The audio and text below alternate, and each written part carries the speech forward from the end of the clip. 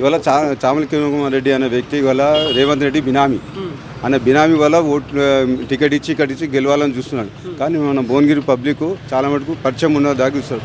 ఇంతకుముందు బూర నర్సయ్య గారు బీఆర్ఎస్లో ఉండి కూడా నరేంద్ర మోడీతో సంబంధం పెంచుకొని ఎయిమ్స్ కానీ పాస్పోర్ట్ ఆఫీస్ అని కొన్ని పనులు చేశాడు.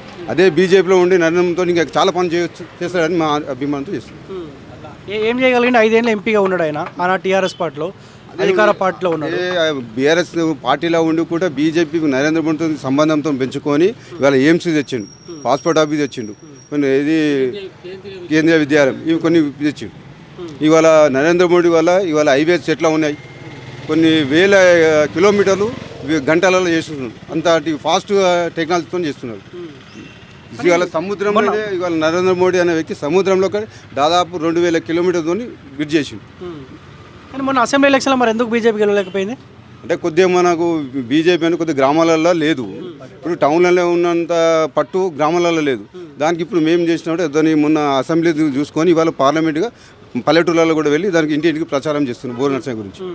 ఏమంటారు పబ్లిక్కి మీరు ప్రచారం చేస్తూ ఉంటారు కదా, బీజేపీ 3వసారి సెంట్రల్లో అధికారంలో ఉండాలని కోరుకుంటారా పబ్లిక్, లేకపోతే మార్పు రావాలని?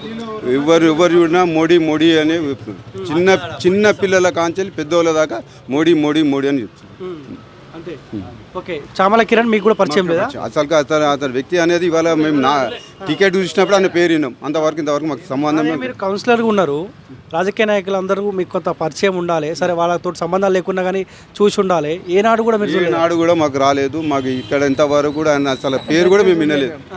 ఆయన పేరే వినలేదు ఇంతవరకు. ఇప్పుడు కోమటిరెడ్డి బ్రదర్స్ చామల కిరణ్ కుమార్ రెడ్డి గెలవాలని కోరుకుంటారా?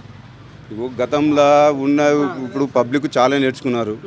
ఇవాళ పబ్లిక్ ఎవరికి ఓటు వేయాలని వాళ్ళు నిర్ణయం తీసుకుంటారు.